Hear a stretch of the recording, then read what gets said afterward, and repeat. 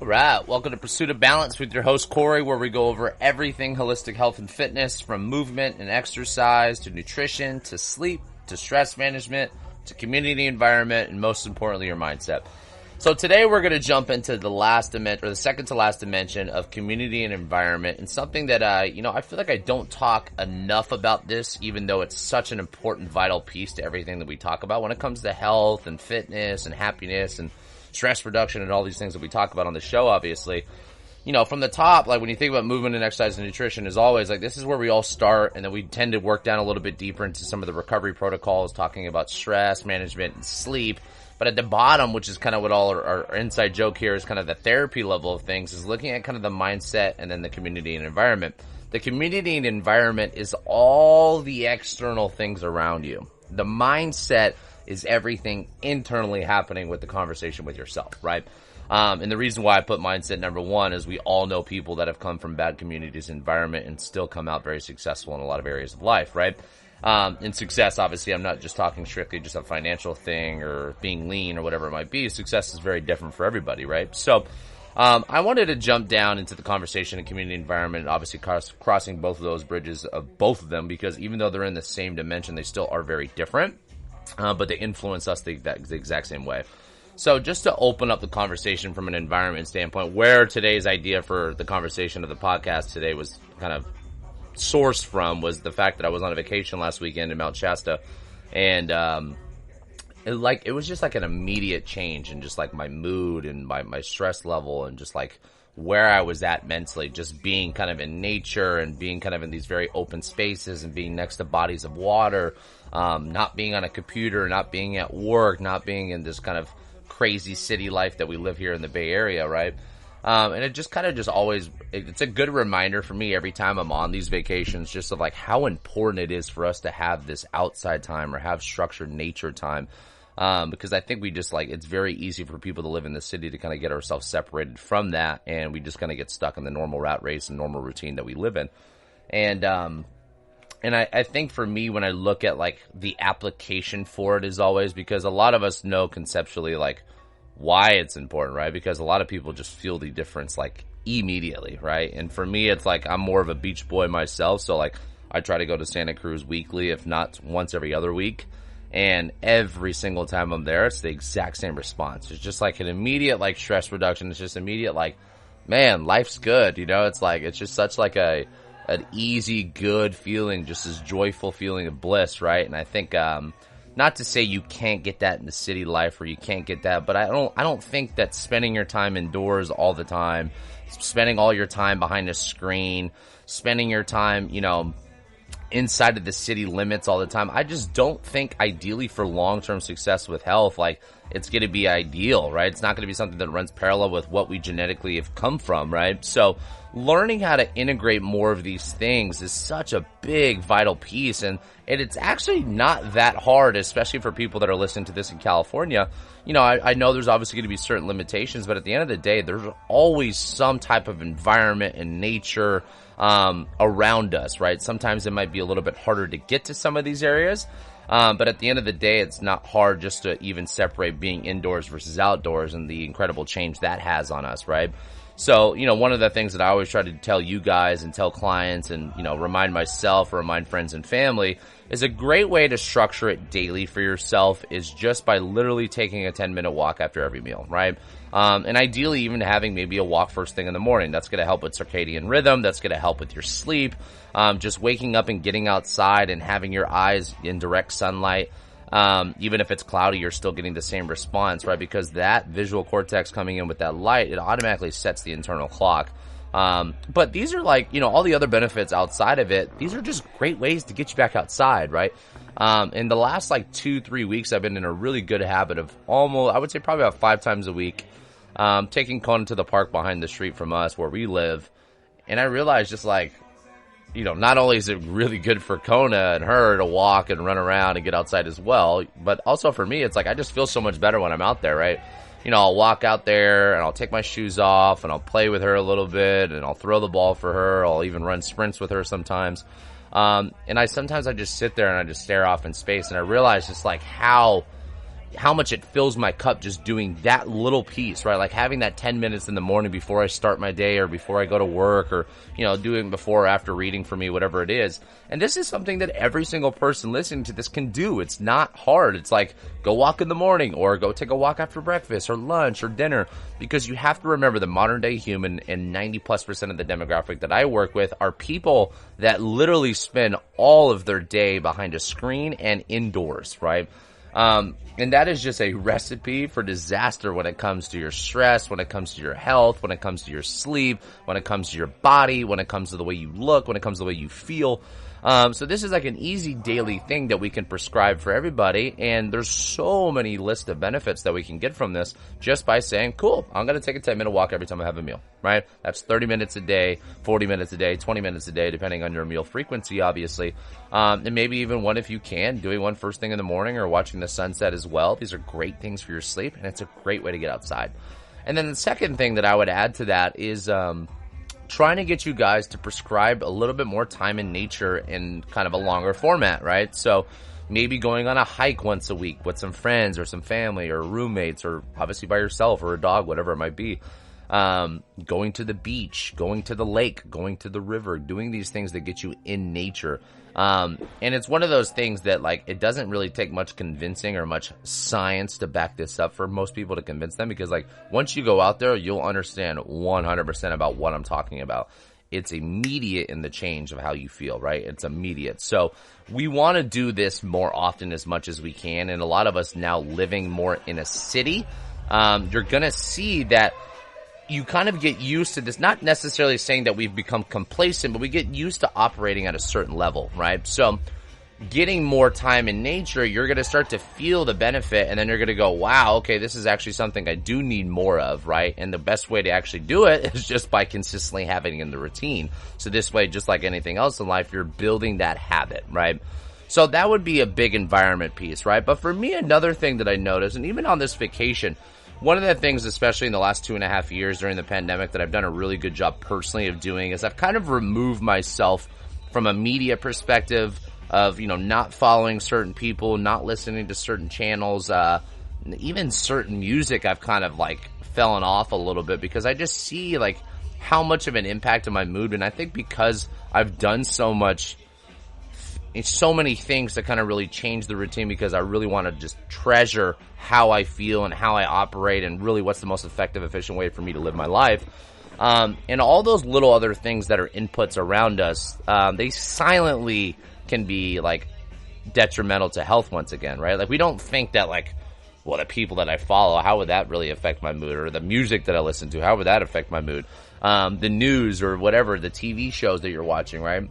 I always use this as an example, right? Is obviously during the pandemic, the news was a very easy thing for us to understand why we probably shouldn't be watching this all the time, because the news is literally driven off fear, because fear from a marketing response, and I learned this from just reading so much marketing stuff over the last few years of running a business, fear actually will drive a bigger response than anything else, right? So obviously we can't really shame the news people for doing something that makes them get more viewers.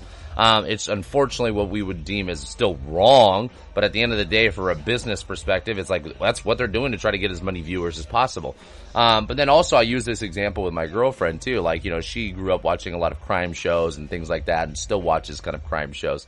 Investigation Discovery, whatever the hell it's called. And she's someone that's just naturally paranoid about people, right?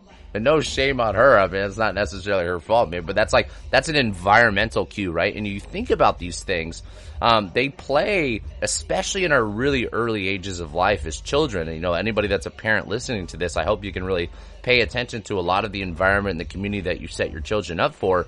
And I look at running a business the same way, and I look at being a future parent one day, that I can be able to control these things, because I'll give you another funny example.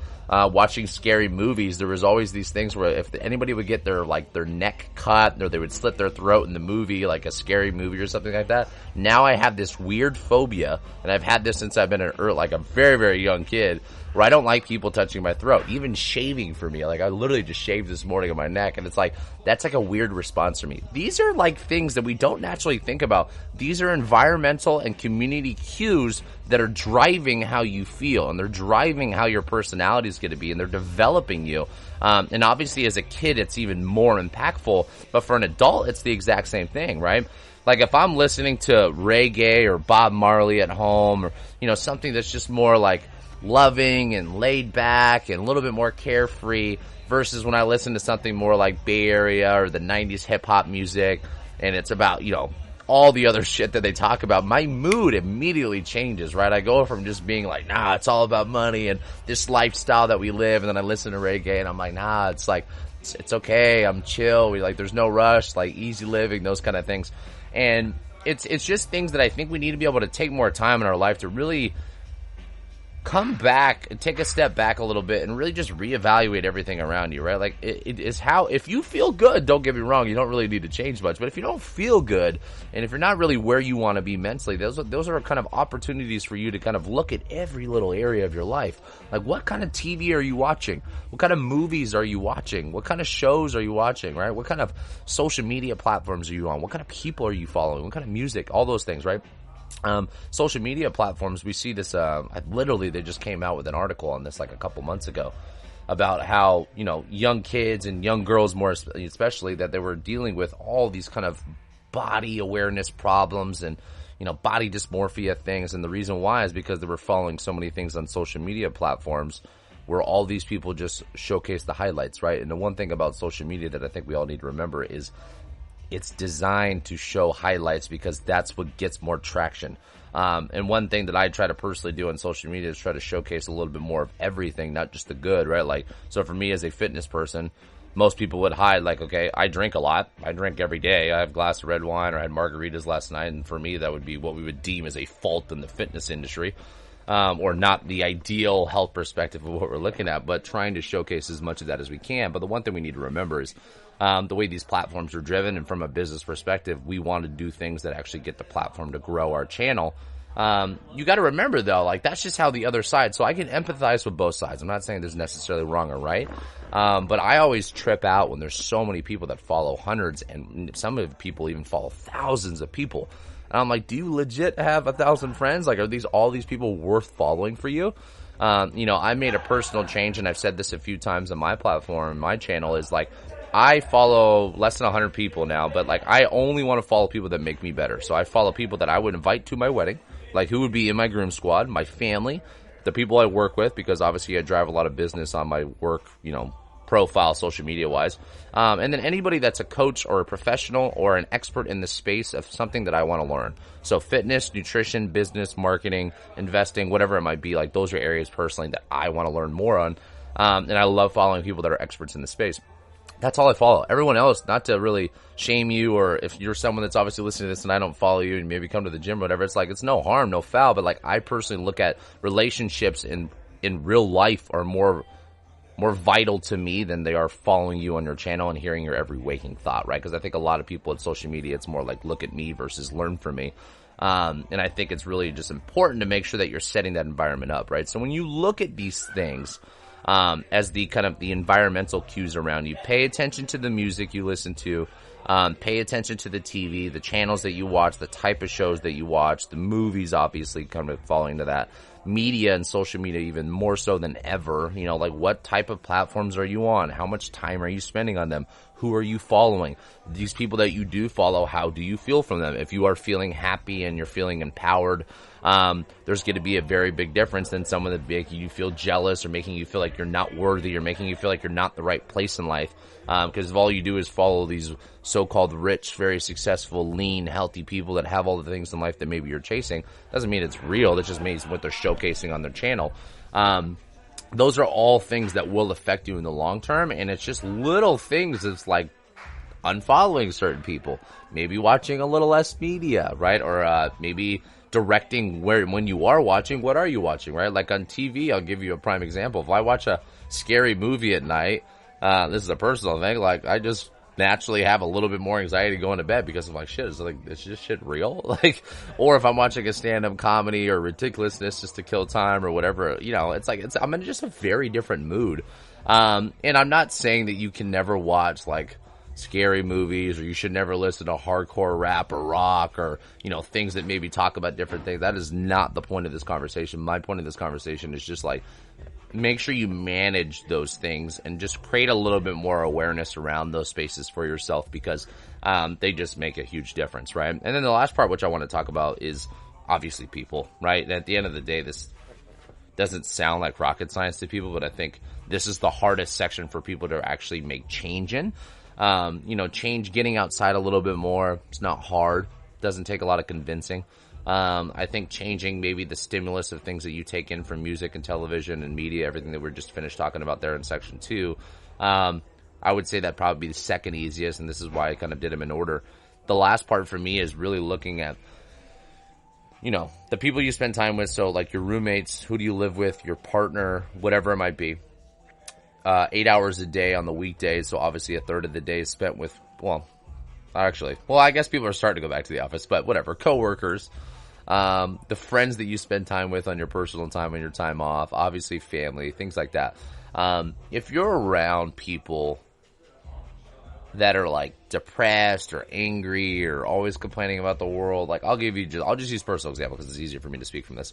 I personally do not like being around people that are always gossiping about people, that are always complaining about the world, that are always talking about politics, or always talking about this shit. Like, I personally, like I said, speaking for myself here, I could give a fuck less about those kind of topics majority of the time. Like, I hate when people talk gossip. I hate when people complain about the world. I come from a perspective that, like, I think we actually have a pretty awesome life and an awesome lifestyle that we're provided, and I think it's all perspective at the end of the day. But the more time you spend yourself around those type of people, you naturally get sucked into kind of that narrative, right? So if you're someone that's always complaining about the world, where people around you are, you're naturally someone that's going to end up looking at the world in a different lens, right? If you're someone that's always talking about gossiping about other people, you naturally got to start gossiping more about other people. And we've all heard this saying that, like, you're literally a byproduct of the people you spend the most time with. And for me, it's like, the crowd that I hung out with when I was in my early 20s, when I was partying a lot and I was less focused on work and I was less mature and more irresponsible, I would never change anything. I still love all those friends, and I'm still friends with almost majority of all of those people. Luckily we all got kind of on the same boat together and started to grow up and got our shit together. But like, if they never changed, I had to get myself out of the environment, right? And so for me, like, the first thing I did to get out of the environment was spending more time at work and less time at bars, right? And that was one thing that kind of just got me out of that kind of partying lifestyle and routine that I was in my early 20s. And I think a lot of us go through that phase. But naturally you're going to start to see as you get older, and it's easier as you get older because you just mature and you spend so much time around these crowds. You start to realize, like, man, these are not the people I want to affiliate myself with. And I think it's just as important not to look at just your friends that way, but your family that way, your coworkers that way. And it's not easy to say this, but like, if your parents or your siblings or your cousins or your good friends are people that don't make you feel good, or the people that put you more in a negative headspace, like, sorry to say this, you need to be spending less time with these people, or at least having genuine conversations that are like, if you don't change the conversation and narrative that you have, I will spend less time with you, or I'll stop hanging out with you completely. And I think the most powerful, mature word in the human vocabulary is the power to say no, right? And I just had a conversation with my girlfriend about this last week, and when I said no, I forget what it was, but basically someone asked me if I wanted to do something, and I actually just said no, and I didn't really explain why. I just said no, I just don't want to do it. And that's hard for me personally. Like, I don't like saying no to people. I don't like shutting people down. And generally, if I do, I try to make up this like very beautiful excuse of like, I got a lot going on my plate. And I think a lot of us do that. But learning to set your boundaries is one of the most mature things you can do for yourself. And I think because the more time you realize, like, when you get out of these certain environments or out of these certain communities, on how much better you feel and how much your headspace changed and how much your mindset changed, when you change all those things around you, that exposure is going to influence you wanting to say no more often, or basically to shut some of those things down that maybe have been a little bit more negative than positive. So when it comes to people, obviously we need to really pay attention to those people you spend time with, and just understand that, like, the people, even though they might put you in a negative space, it's not necessarily their fault. Like, the goal is not to necessarily change these people. I think the goal is just to create a conversation and create boundaries for yourself. Like, this is just not where I want to spend my time, right? Like, this is just, for me, it's a personal thing.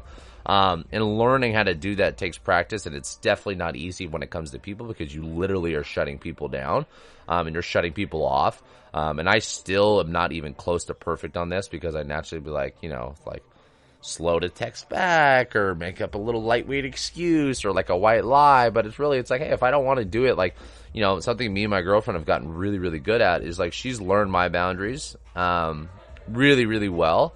And obviously it's a two-way road in the relationship, but I'm someone that just needs alone time, and I need time to kind of fill my cup back up of, going on a Harley ride, or being out by myself at the beach, or going golfing with some friends, or whatever it is. Sometimes, but majority of the time, it's just something that I need alone. And if I get a little bit of it every week, like, totally cool, I'm in a good place.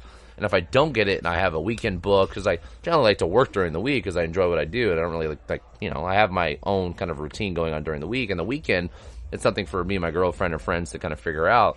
And the more weekends I have booked in a row, I naturally just feel getting a little bit more stressed, right? So learning how to say no, and learning how to have those conversations with loved ones around you so they can actually help support you and structure that as well. Super, super, super important, right? Because at the end of the day, changing your mindset and optimizing your health and changing the way you look and making more money and finding the perfect partner in life, these are all things that really at the bottom of it, like, start with how you have, like, the conversation in your head every day with your mindset. And secondly, they really are going to be dictated by everything else around it externally that you do, right? So, like I said, I think the people is definitely the hardest one. Even coworkers, right? Like, if you're not working in a department that you like because the coworkers suck, like, you need to change departments or change jobs, right? Or you need to have a conversation with a superior that this person's toxic. I've had this in my business with a couple people that, I didn't really see as super toxic until I really left, and I realized, like, wow, like, the culture is so much better now, right? Like, the people on the team is so much better now. And it's something that I think just slowly rots away with you, and you're kind of burning the candle at both ends. And this is why I think the community environment thing's so hard for people to change, because they're so unaware of what it actually is doing, because that little trickle-down effect, it's like the good old robbery story. It's like, if I stole a penny from you every day from everybody, you probably wouldn't notice. But I would be a rich person doing that, right? So obviously no one's getting any gain out of this, but it's the same theory. It's like, if you're losing a little bit all the time, you don't notice that. Like, you're just burning the candle at both ends. But as soon as you put yourself in a better environment, in a better community, you go, wow, I feel so much better.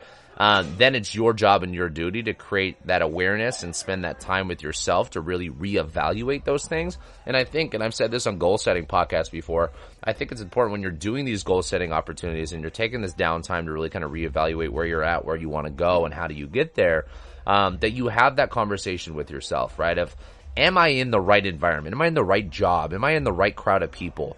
Am I listening to the right things, right? Like, for me, it's like, I just made a little, story post on this today that, like, I pride myself on really, I want to be the best at what I do. And in order to do the best and be the best, I need to be able to someone that obviously educates myself all the time, but more importantly, executes that on the front line. And if I want to be someone that's going to be the best at what I need to do, I need to surround myself by professionals. I need to do more courses. I need to be around those type of people and have more mentors. I need to be surrounded by that information that's going to make me good. I do not need to be surrounded by people that are just talking about everything else that's lower level stuff. And once again, I'm speaking for myself here because that's where it's easiest for me to speak from. So that's kind of where I'll cut it off today. So I hope you guys really like that. I hope you guys really take this as an opportunity for yourself to really look at everything globally in your life outside of yourself.